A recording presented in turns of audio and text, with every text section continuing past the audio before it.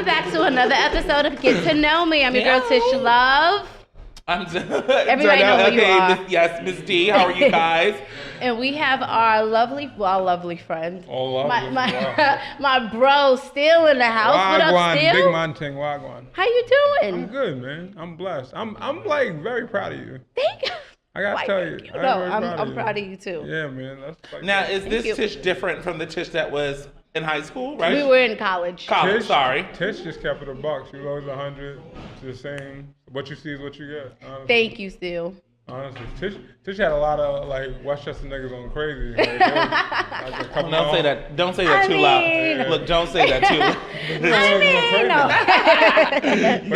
loud. She was always focused on her. She's not like she kept it a buck all the time. Thank you, Steele. It is so nice to see you. I'm glad somebody likes her. Oh shit. Because you love me. That's real. You love me.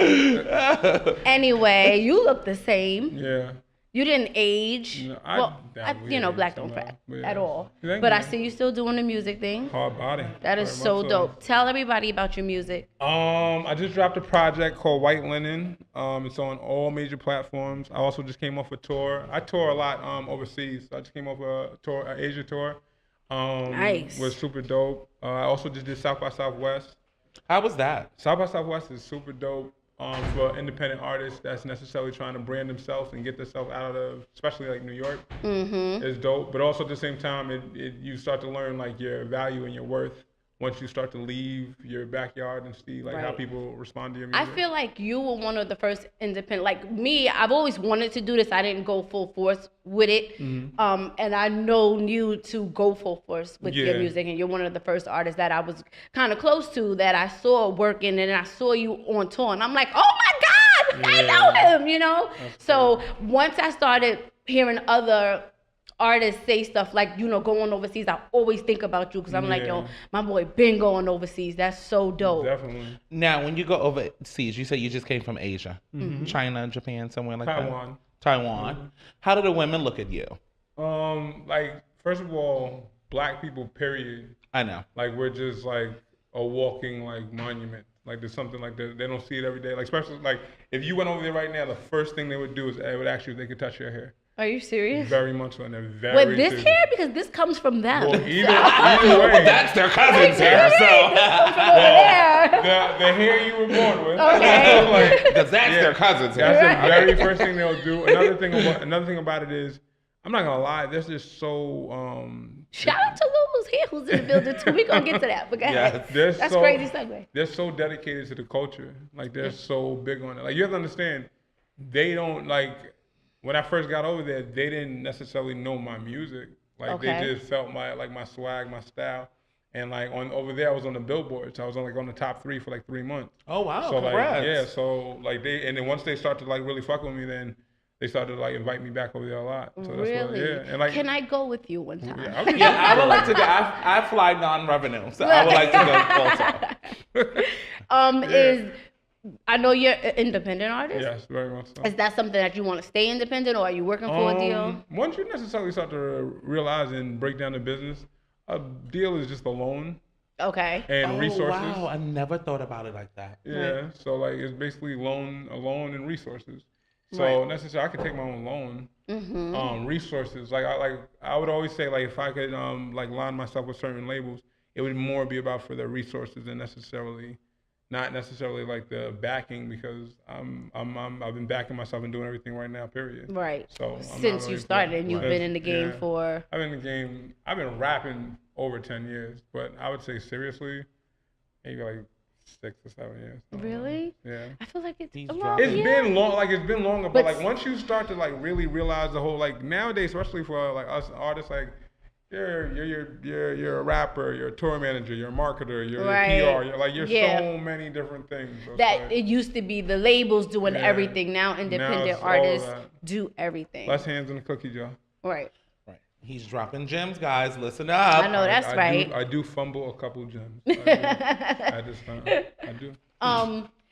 Do you think that you like the art of creating music or performing music better now? Oh, that's a great question, actually. They're so two different things. Like, creating music, to be an artist and create in the studio is such an art. but to perform is like something to the point where like you have to. It's such an out of body experience, and it's also like there's some cats that can make beautiful music and it's horrible on stage. Like they don't necessarily can't connect at all. So you have to necessarily know what you're doing, because another thing about it is it's mostly once you have fans that connect with your music, that does most of the work. But then it's necessarily just energy and connecting with people. Right. Like my job is for you to. It's just like if you want to go to a movie or go to any type of event. My job is for me to take you out of your reality for a minute. Right. And capture that. That makes so much sense. We were talking about the DJ the other day, and the job of the MC was really to hype the DJ,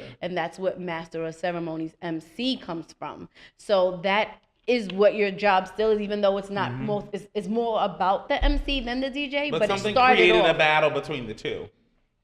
I guess And that's why the evolution. It started breaking down hip hop after I that. think the evolution of it, what happens is necessarily people, if we want to go like going to the point of like back when Busy B, he only said like 6 words. So within those 6 words, my job is just to hype up the crowd. Right. Then once MCs like Kumo D, like that was the very first battle, he actually had lyrics and bars and stories and metaphors, and so it started to grow, and now it's to the point where like, you know what, the MC took a life of its own. It doesn't necessarily mean like we don't need the DJs. In all honesty, the DJs necessarily is what birthed us. Right. It's just now we have our own story, we have our own narrative, as opposed to somewhere else.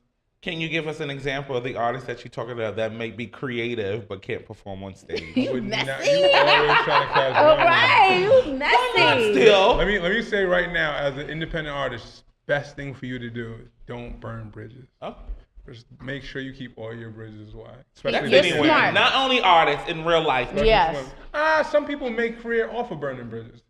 Messy Darnell right here. I'm not being messy. I'm Super being messy. a realist. That's Super what you have messy. me sitting up here I think that was for. a good question, though. I honestly do. If you say so. What do you think? Because I feel like a lot of artists have like up and down opinions and views on hip hop today. What's your view on hip hop today? I wish it was more art based.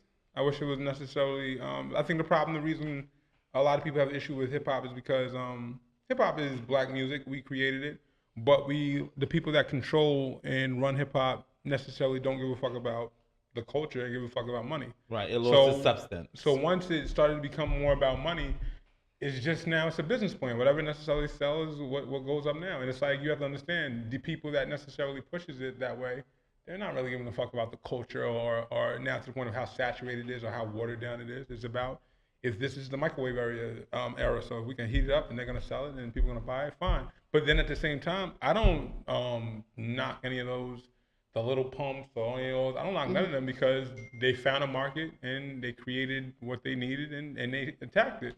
Like it all depends on what you came in here for. And also a lot of cats that's mad, you have to remember that, you know, some of y'all kind of took that platform and let them do that too, though. If it was, it's so much about the money, and once it started to become so much about the money, well, how can you be mad? Like you kind of helped create this. Like these platforms that these kids are on, they didn't get on it by themselves. Right. Someone had to, you know, take some type of bread or some type of situation where these kids are hitting all these people, and now it's like the crazy shit about like the J. Cole album just dropped 1985, and that it was so ill. It was so ill how he broke it down. But honestly, the crazy thing about what he broke it down is that because these trends and these things that people are following, and because like you understand, we're in a culture that black people do not necessarily support this culture. You understand that? Like if you break down, we know. Yeah. So if you break down the demographics of like necessarily who our supporters are, they're not necessarily black people. They're races outside of that. So that means like once white people start fucking with you, that's when you start to become popular because that is your main. So now that's happening, people start to think that they have to more appeal to them, and now that we're more appealing to them, right? Okay, well, once they outgrow it, then it doesn't. I agree, but I also think that we do. This is something Charlamagne says, and it's something my fiance says all the time, and it's true. I think that we do control the cool, And when whatever we put out, they gonna eat up. Because if we doing it, they think it's cool. You know what? I agree with you, but then at the same time, you have to look at what's put at the forefront. Like, you have to understand, like, right now, if someone that's not into hip hop and not into music, if you Google hip hop or you Google like current hip hop, the artists that we respect and love and what's the name don't show up. The Little Pumps, the Little what's the name, they show up because you have to understand it's such a young young market to the point where they make it seem like that's what hip hop is now. Right. And that's not really hip hop. It isn't, but it's what's it's a genre. I think hip hop changes. It's a genre. Well, at the same time, it's kind of like how rock and roll was. Rock and roll was so big, and then it broke into a bunch of little.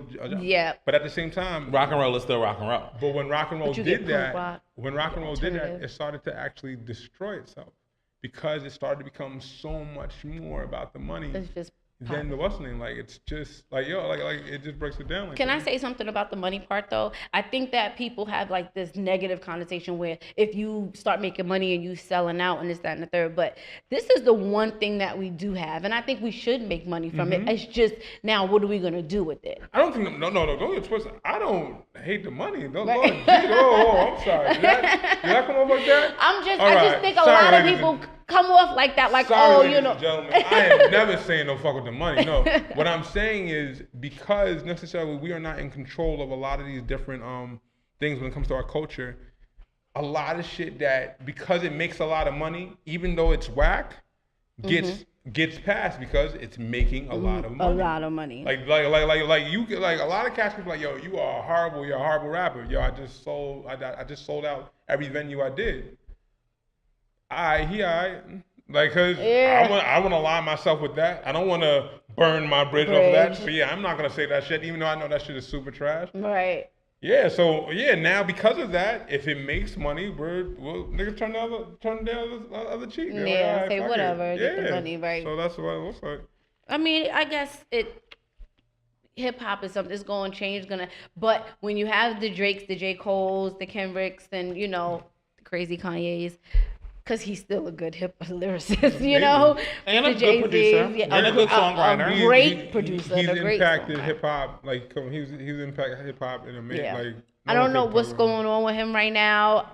He's one person, because I be going walks. They be mad at me. He's a Gemini, sis, just like Donald Trump. But let me just say, I'm gonna pray for you, Kanye. I hope you come to your senses, because I think that he's bugging out. This can't be the same Kanye that just said. Well, not just said, but said George Bush doesn't like black people. And this man, I just think George Bush likes George Bush. I don't think he care about black people. Whereas I think Donald Trump actually doesn't like black people. George Bush wouldn't care about the Bushes. That's my point. Yeah. But I'd rather somebody that just care about his family and don't care about me than actually cares enough to try to hurt me, if you get my drift. But that's not a conversation for you, because I can go on and on and on. We led with one of your songs. What song was that? That was Grandmama's House. Grandmama's House. That's off the new album? That's off Whiteland. Yes, it is. How many albums are we in deep now? See, I did mad mixtapes. Okay. This is kind of like maybe like my third album. This is my third album. Okay. I did a lot of, because the whole point about it, I just kept testing the market and trying to see necessarily what would hit and stick. Got it. So this would be like my third album. But do you have people from Taiwan calling? Yeah. They call you? That's so dope. Honestly, it's crazy that when I went out there, necessarily, you start to realize your value a lot more as an artist. You start to, once you leave you start to realize just the point of, this is serious. Yeah. Yeah. When you leave New York City, because but another thing about New York, though, and this is one thing, and I love New York forever, but the crazy shit about New York is just you have to leave for them to see you. Someone has to show value to you for them to be like, we're gonna fuck with you. Because you gotta think about yo, I rap. Nigga, my mom rap. So fuck Nigga, she dropped 3 albums already. Not the mama. She'll blaze you. You're so silly. No, I definitely get it. Tell us where you're from, because I feel like Where you from? Don't come through here. New Rochelle, New York. Rochelle, 914. Everybody sees my number and they're like, "What number is this?" And I'm like, "Hold up." I don't like that shit. Not acting like niggas don't know. People think we're from upstate. But 914 has been on the scene for a long time. But people think we're from like upstate. They're like, "Oh, you all the way up there." Like, yeah, I'm like, nah. But Buffalo was like 716. Yeah. But they like just further. Cause I remember when I was in Atlanta, man, I was like, when I told Cass where I was from, I'm like, yeah, I'm from New Rochelle, 914. I was like, I don't be seeing 914 on no maps. Like, I don't see New Rochelle on no maps, really. That's it. Niggas, I'm like, shut the fuck up. What you mean? He's like, it's New York, though. Is it in Brooklyn? I'm like, nah, it's not in Brooklyn. Is it near Brooklyn? I said, nah, it's not near Brooklyn. That's what they care. Do not let Tariq hear you say that, because he's going to be like, see? It's all about BK. Nah, oh, God. But it's near the Bronx, though. It is near the Bronx, exactly. In Taiwan, they think Brooklyn is everything. Wow. Anywhere in this world, they think Brooklyn. Thank you. Boy, bye. You in the Bronx tonight. Shut up. We have more music from you. We're going to get into one of your songs. I want to thank you so much for coming. Thank you. You have to come back. Of course I will. Are you sure? I promise. Okay. You have to put me on a track. Yeah. What's the name of the song that I like? I don't know why. I don't know why. Yeah. I don't know why it's fire. You guys should really listen to I don't know why. I appreciate that. Thank you. I don't know why it's amazing. Before you let everybody know where they can find you. On Instagram, Steelyone914. On Twitter, Steelyone914. On Facebook, Steelyone Stainless. On White Linen is on all major platforms. Please go and check it out. Even if you don't want to buy it, download it. But I'm pretty sure once you download it, you will buy it. That's love. And your songs will be in rotation. When I play a song, it will be one of yours. That's super love. And right now, we're going to get into... I don't know why. I don't know why. Please. Get to know me, bitch.